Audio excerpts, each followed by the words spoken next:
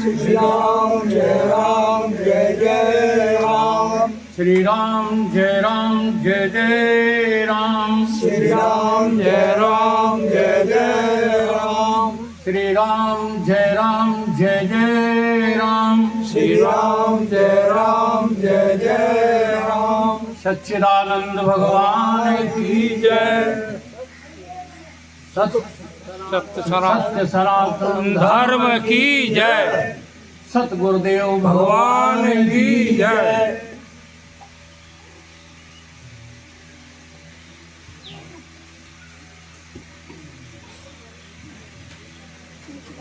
प्रेमी सज्जनों,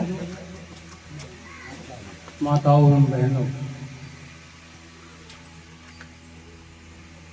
अनेकानेक विद्वत जनों के विचार आप लोगों ने सुने।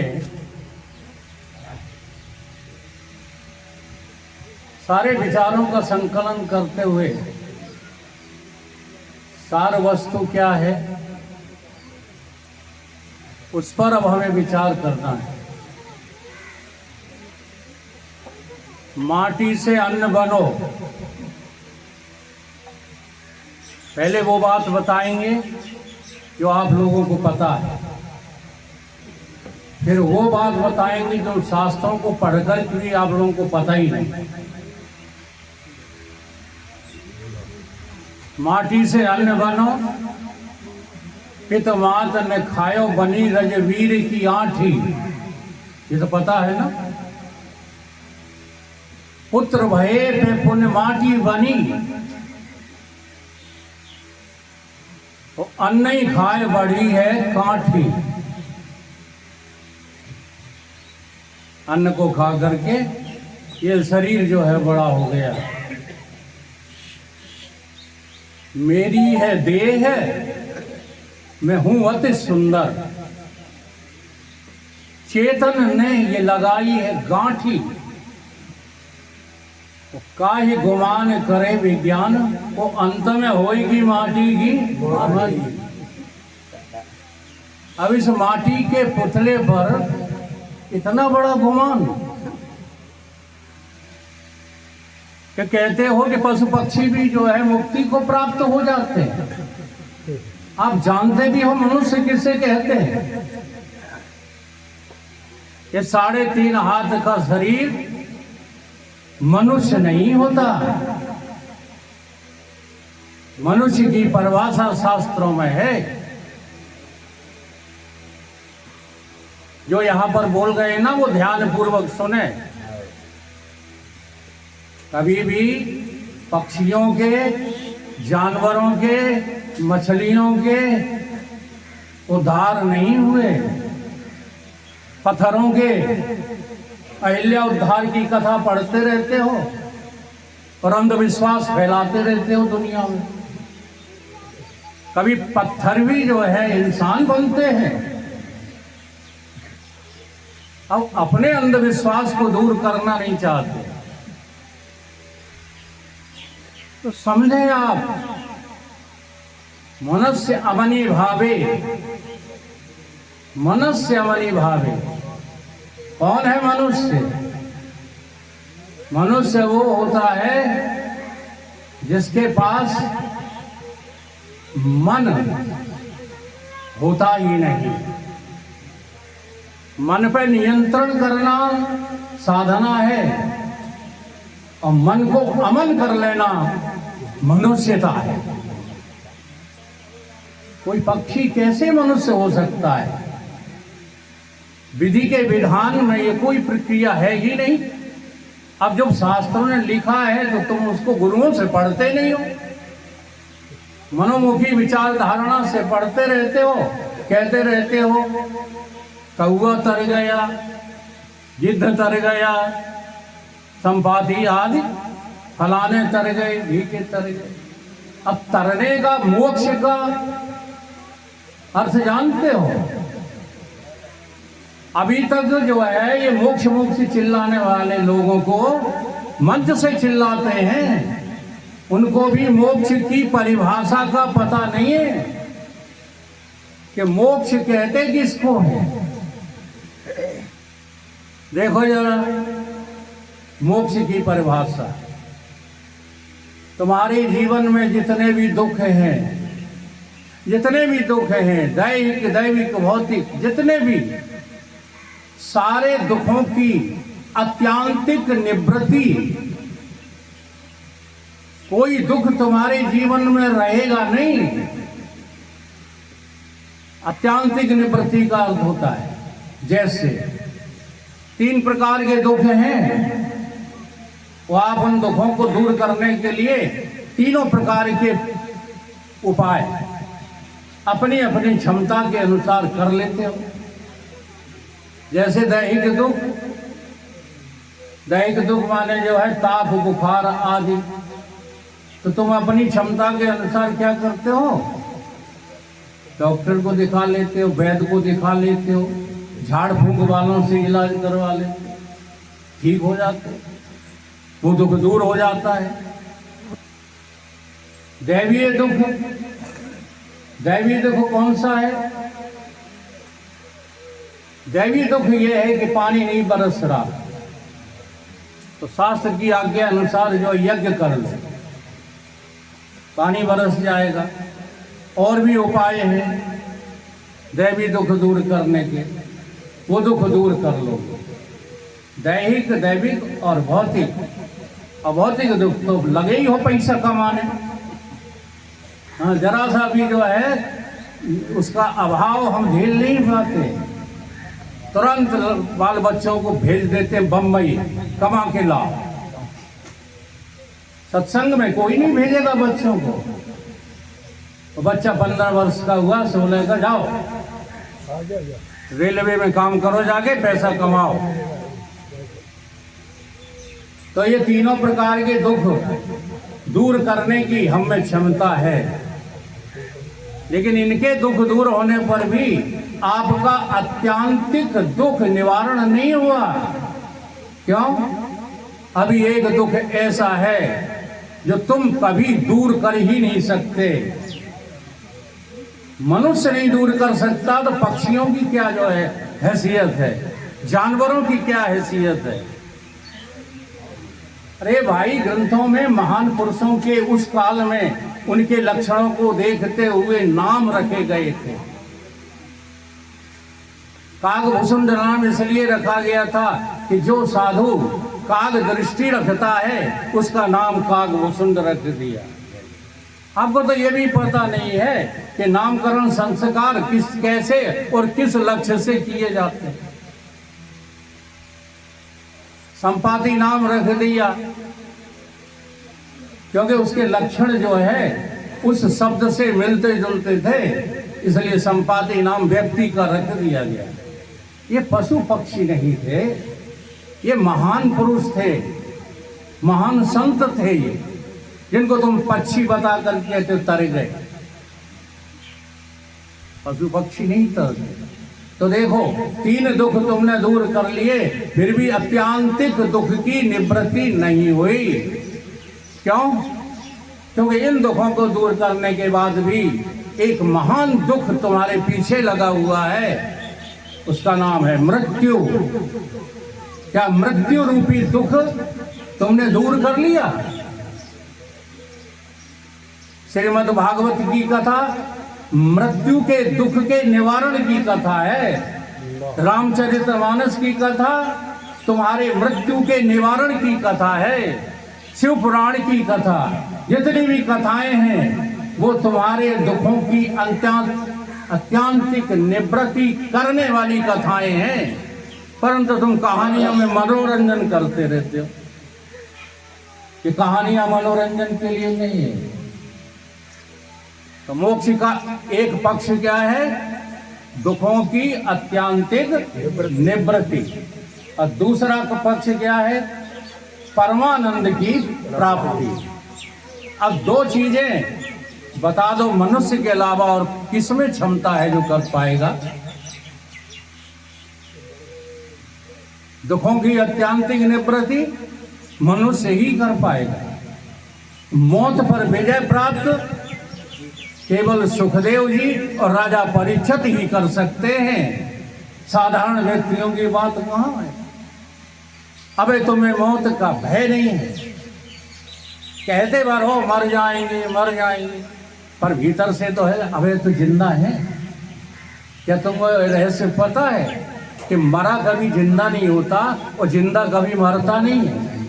ये रहस्य पता है? पता ही नहीं। और धर्म पत्नी मर गई, हम तो मुंह से ताव देते ही रहेंगे। धर्म पत्नी नहीं मरी और तुम भी कभी नहीं मरोगे। और जहाँ से तुम्हें मरना दिखता है श्रीमान जी, वहाँ से कभी जिंदा नहीं है कोई भी। स्थूल शरीर कभी भी जीवित नहीं होता। ये तो अत्यांतिक जड़ है। और इस जड़ता का अभिमान लेकर के हम इन शास्त्रों को पढ़ते हैं, कथाएं सुनते हैं, संतों के साथ बैठते हैं। देह अभिमान जाता नहीं है, इसलिए कहीं कुछ समझ में आता नहीं। क्योंकि समझने के लिए जो है इस देह के अभिमान का त्याग करना पड़ेगा। तो कपड़ा उतारने से हो जाएगा, कपड़ा पहनने से हो जाएगा, नंगे घूमने से हो जाएगा। इस देह की वास्तविकता को समझ करके कि ये केवल जो है मिट्टी है, जो अभी छंद हम सुना गए, अंत में होएगी माटी की मिट्टी के अलावा ये कुछ नहीं है। और तुम उस पर इतने आसक्त रहते हो कि इसी की चाहत में पूरा अपना जीवन बर्बाद कर लेते। तो मोक्ष क्या है इसे समझो, और वही बुद्धि समझ पाएगी मोक्ष को जो मनुष्य हो चुकी है। जिस बुद्धि में मानवता नहीं है, मनुष्यता नहीं है, वो कैसे समझ पाएगी? समझ पाएगी क्या? इसलिए कभी ख्याल मत लाओ कि मुक्ति भगवान की कृपा से मिलती है। मुक्ति भगवान की कृपा साध्य नहीं है। भगवान की कृपा से और सब कुछ मिलता है। देखो रामचरितमानस में प्रमाण है, भगवान की कृपा से तुमको मनुष्य शरीर मिला, ये भगवान की कृपा है।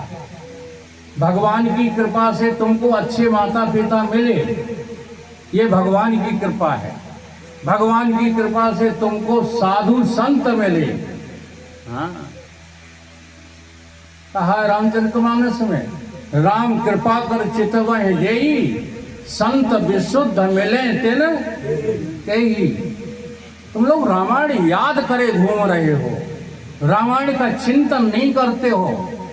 हजारों बार इन गांवों में हमने ये बात रखी कि देखो रामायणीय होश में आ जाओ। केवल रामायण रटने का नाम जो है रामायणी होना नहीं है। रामायण में एक एक शब्द अमृत है, उस अमृत का पान करना सीखो तो तुम रामायणी हो। केवल लाइनें याद करके सुना देना रामायणी थोड़ी होता है। कहाँ जाने कितने घूम रहे हैं विद्वान। अभी हमारे कुशवाहा जी बैठे हैं सामने, नाम रघुनाथ जी, जो बात कह गए बड़ी चिंतनीय बात है। वो क्या है, हम उसका समाधान कर देंगे, नहीं तो तर्क तमाम खड़े हो जाएंगे। तुम कहोगे ध्रुव भी 10 वर्ष के थे, 5 वर्ष के थे, प्रहलाद भी 5 वर्ष के थे, फलाने भी इतने वर्ष के थे, ये थे वो थे। ठीक है, तो वो 5 वर्ष के थे, मुक्त हुए हैं, मोक्ष प्राप्त हुआ है उनको, परंतु कथा गा गा के पैसा नहीं कमाया। स्टेजों पर बैठ बैठ करके लाली लिपस्टिक लगा करके भजन नहीं सुनाए। अगर वो मुक्त हुए थे बालक अवस्था में, तो उन्होंने अपने संपर्क में आने वालों को भी मोक्ष प्रदान किया था। यहाँ तो जो बड़े बड़े मंचों से मोक्ष की चर्चा ही नहीं करते, जबकि मनुष्य केवल मोक्ष प्राप्ति के लिए जगत में आया है। इसका दूसरा कोई प्रयोजन है ही नहीं। तुम्हारा अधिकार कहाँ है? तुम्हें अपने अधिकार का, प्रयोजन का, संबंध का, इनका ही जो है इल्म नहीं है। कहाँ है तुम्हारा अधिकार? कहते कलेक्टर बनने में। कहाँ है तुम्हारा अधिकार? चुनाव लड़के चीफ मिनिस्टर बनने में। कहाँ है तुम्हारा अधिकार? धंधा पानी करके गरीबों को सता के पैसा शोषण करने में, ये अधिकार है तुम्हारा।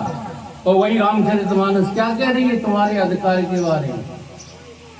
राम कथा के ते अधिकारी जिनको सत, जिनको क्या प्यारा है? जिनको सत संगति अति प्यारी है। रामायण के नहीं, दुनिया की चीजों से प्यार करते हो तो रामायणी बने फिरते हो, प्रयोजन ही गलत है आपका। रामायण के द्वारा और तमाम बातें गौण हैं, मुख्य बात तो मोक्ष ही है। इसलिए साधु भी तुमको जो है तब मिल जाते हैं और तुम्हारे अधिकार को समझ करके तुम्हें मोक्ष प्रदान कर देते हैं। कब कर देते हैं? जब तुम अधिकारी होते हो तभी तो कर देते। अगर तुम जो है राम कृपा कर चितवहि जेहि, राम की कृपा से क्या होता है? संत मिलते हैं। और संत क्या कर देते हैं? संत तुम्हें मोक्ष की विधि बता दो। कोई जादू नहीं करते संत, और संत का भेष कुछ नहीं होता। भेष देख मत भूलिए, पूछ लीजिए ज्ञान, मोल करो तलवार का तो पड़ी रहने दो म्यान। संत की सही परिभाषा क्या है? कि संत संतो खिल भी तरागा, अपास्त मोहा शिव तत्व निष्ठा, जिसकी निष्ठा केवल सत में है, केवल सत में। और सत होता अविनाशी तत्व। सत किसको कहते हैं? अविनाशी तत्व। अविनाशी तत्व में जिसकी निष्ठा होती है उसी का नाम संत है। जहां दुनिया का अंत है तहां बैठा संत है। संत मारे मारे थोड़ी फिर रहे हैं। संत जो हो जाता है वो कभी अपने रूप को नहीं बदलता, कभी अपने नाम को नहीं बदलता, कोई भी नाम बना रहे। हाँ? ये संत है जामवंत। देखो तुम ऋषि कहते हो, हम उन्हें संत कहते। काकभूषण जी संत है, कैसा भी भेष बनाए रहे। कोई गृहस्थी के कपड़े पहने हुए हैं और अगर उसने दुनिया को अंदर से अपनी बुद्धि से तिलांजलि दे दी है, बुद्धि निश्चयात्मक हो गई है, अहम ब्रह्मास्मि, तो वो संत नहीं है। संत है। संत रोटी नहीं खाते, संत कपड़े नहीं पहनते, संत स्नान नहीं करते। यानी क्या तुमने परिभाषा बना रखी संतों की? जो बागड़ बिल्ला हो जाते हैं तो वही परमहंस है। ये परिभाषा परमहंस और संत की नहीं है। संत देखता है और जानता है, और वही तुम्हें दिखाना चाहता है और जनवाना चाहता है। संत होश पूर्वक विचरण करने वाले व्यक्ति का नाम है, और असंत बेहोश होता है, चाहे जितने बड़े जो है वैभव में जी रहा हो। असंत जागा हुआ व्यक्ति नहीं होता है। संत जाग रहे, बाकी सब सो रहे हैं। तुम्हारी रामचरित में है कि प्रमाण की नहीं है? जानो तब है जीव जग जब सब विषय विलास विरागा। जी हाँ, सारे विषयों से तो प्रेम है, सारे विषयों में तो हम विलास करते हैं और वैराग की बातें करते हैं। तो संत नहीं। संत जो है जाग जाता है, वो देख लेता है कि जो कुछ मेरे सामने है वो सब नश्वर है। जी हाँ, अब देखो हम विधि बताते हैं वेदांत की थोड़ी सी, क्योंकि अब तो हमारी इच्छा ही नहीं होती ज़्यादा कहानियाँ वहानियाँ रामायण की और गीत उसकी भागवत की और शिव पुराण गणेश पुराण सुनाने की इच्छा नहीं होती। पढ़े सब है, जाना सब है, गुरुओं की बहुत बड़ी कृपा है हमारे ऊपर, परंतु वो हम सुनाते नहीं हैं, क्योंकि जिंदगी खराब हो गई मनुष्यों की कथाएं सुनते सुनते। व्यथाएं बढ़ गई कथाएं सुनते सुनते, व्यथा कम नहीं हुई तो कथा सुनी ही नहीं। कथा का सार होता है वो देखो बताते हैं आप। आप अपने जो है जीवन को देखो, जो आप नहीं जानते वो बताने जा रहा है। आपने अपने बचपन को मरता हुआ देखा? नहीं देखा? देखा। हाँ, मरते हुए। जी हाँ, बचपन मर गया आपका, जिंदा नहीं है। जवानी देखी मरते हुए? देखी। अभी जो जवान हैं उन्होंने नहीं देखी होगी, लेकिन जो वृद्ध हो गए हैं उन्होंने अपनी जवानी को भी मरते हुए देखा। देखा है कि झूठ बोल रहे? गवाह हो अपने बचपन के मरने के? बोलो, नहीं हो? और जवानी के मरने के गवाह हो? गवाह माने साक्षी हो कि नहीं हो? इसी तरह से तुम्हारी ये वृद्धता भी मरने की तरफ जा रही है, क्या तुम नहीं देख रहे?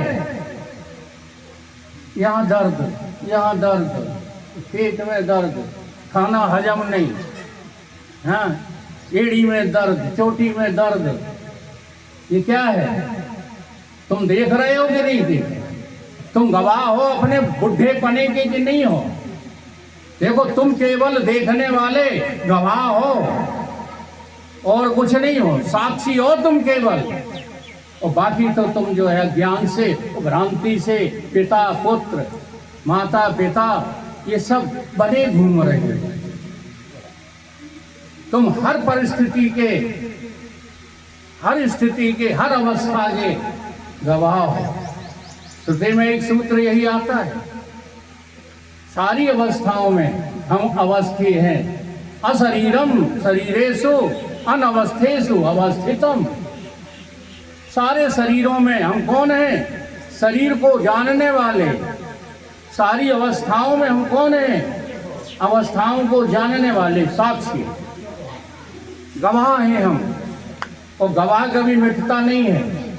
देखो, अदालत के गवाह तो व्यक्ति होते हैं और वो व्यक्ति शरीर छोड़ जाएंगे, लेकिन तुम्हारी जिंदगी का जो गवाह है साक्षात परमात्मा, वो तुम्हारे भीतर गवाह बनकर के बैठा है कि नहीं? बोलो, ये गवाह कौन दे रहा है? अब जरा देखो, ये चालू ना करो भैया, ये वीडियो जो है खराब हो जाएगा। अब जरा देखिएगा, ये तो हो गया स्थूल शरीर के तुम गवाह निकले कि नहीं? अब जैसे तुम्हारा शरीर बचपन मरा, जवानी मरी, बुढ़ापा मरा, देखा आपने, ऐसे ही सारी दुनिया के शरीर ऐसे ही हैं कि नहीं? बोलो। और उनमें गवाह जो बैठा है वो एक ही है कि 2 4 10 हैं? तो उस साक्षी की ओर ध्यान करो। वो साक्षी तुम्हारा, हमारा, इनका, उनका 4 नहीं है, एक ही है। इसी प्रकार से अब तुम्हारे सूक्ष्म शरीर की अवस्थाएं हैं, उनके भी आप साक्षी हो।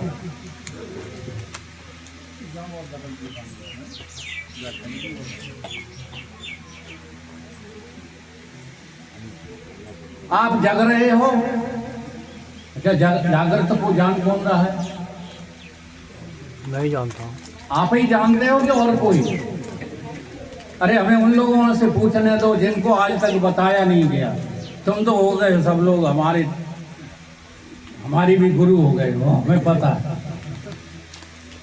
इन लोगों से पूछ रहे, क्या जग रहे हो? इस जागने को कोई और जान रहा है कि तुम ही भीतर से जान रहे हो? आ रही बात समझ? अब इसके बाद आएगी स्वप्न अवस्था। तो सपने को तुम्ही ने बताया कि किसी और ने बताया? कि आज हमने सपने में धन देखा, आज हमने सपने में माल देखा, या आज हमने सपने में अपनी दुर्दशा देखी, ये बताता कौन है? तो आप गवाह हो सपने के कि नहीं? बोलो।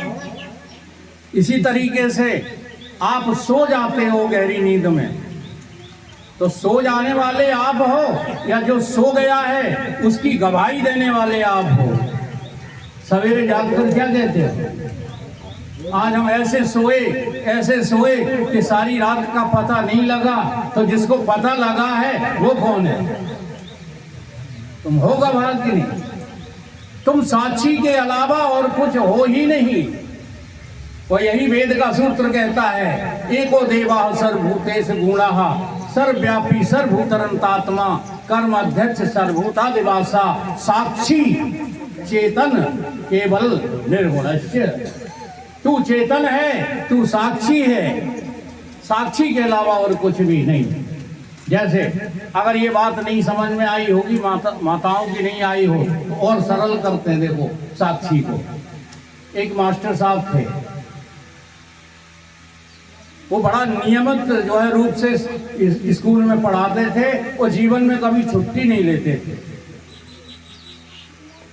एक दिन की चर्चा, एक बात मास्टर साहब कहते रहते थे जो आप लोग कहते रहते हो, हम तो रामायण की लिखी मानते हैं। हाँ, यही कहते हो, लिखी तुम नहीं मान पाते, तुम अपने मन की मुखी मानते हो। जो लिखा है वो तो तुमने समझा ही नहीं कि क्या लिखा है। तो मास्टर साहब कहते थे, हम तो लिखी हुई बात को विश्वास करते हैं, बाकी कोई कुछ कहता रहे हम विश्वास नहीं करते। तो एक दिन बच्चों ने एक जो है विनोद कर दिया, मास्टर साहब से मजाक कर दिया और एक पर्चे पर लिख दिया कि मास्टर साहब, आपकी धर्मपत्नी जो है विधवा हो गई है, इसलिए आप छुट्टी लेकर घर चले जाओ। मास्टर साहब ने जो पर्चा पढ़ा तो उनको तो कहते हम लिखी हुई बात मानते हैं। अब देखो, अगर तुम अपनी बुद्धि से उस लिखी हुई बात का लक्ष्य अर्थ नहीं लगा पाओगे तो सारे शास्त्र पढ़ना तुम्हारा बेकार हो गया। अब मास्टर साहब ने लिखी पढ़ ली क्या कि मास्टरनी विधवा हो गई